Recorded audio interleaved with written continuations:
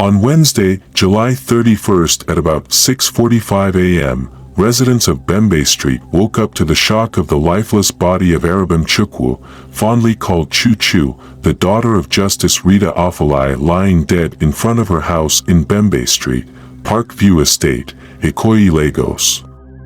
Chuchu, a young lady in her 30s and the first of two children, was a practicing medical doctor and lived alone with her domestic staff, a maid, a driver, and a gateman.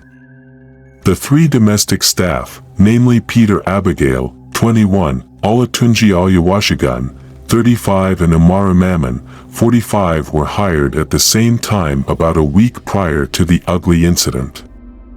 Most times, it's the people we trust that cause us the greatest harm. The people closest to us are often the gateway into our lives, and in the case of Chuchu, the people she chose to trust soon began to nurse evil ideas in their head against her. Sources say that the three domestic staff became very close soon after they were employed and soon devised a plot to rob their employer and escape with her properties. On Tuesday, July 30th, 2024, Chuchu got home from work as usual with no idea what fate would befall her that night.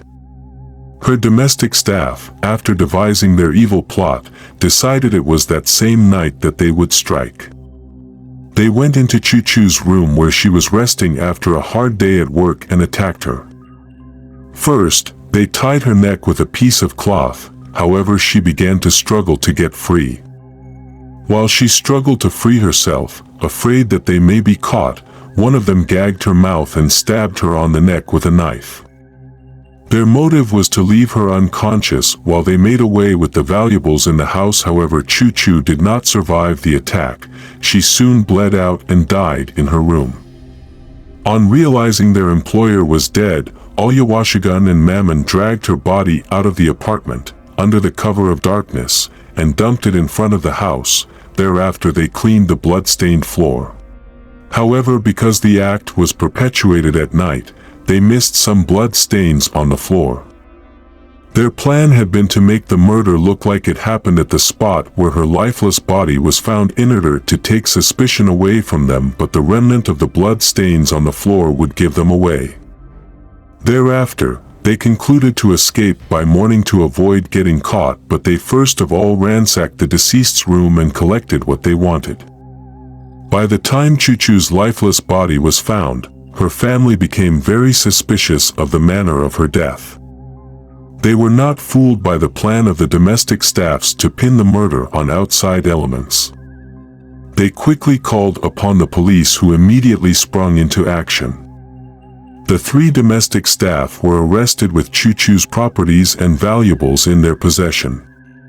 Investigation and interrogation began immediately. The three domestic staff were kept in separate cells, from where they were interrogated one after the other. The duo of Oluwashigun and Mammon denied culpability in the murder when questioned, trying to pin the murder on outside elements. However, Abigail opened up during her session and gave a full confessional statement owning up to the murder and describing in details how they carried out the act. When they were brought together, sources said she opened up on each other's role in the murder. The driver tried to deny, but Abigail insisted, and the duo had no choice but to open up on the role they played in Chuchu's murder. This sad incident is occurring just barely a few weeks after the family of late Chuchu celebrated their only son getting married.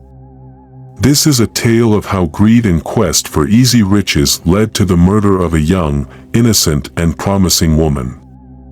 The suspects have been remanded in prison and are awaiting trial.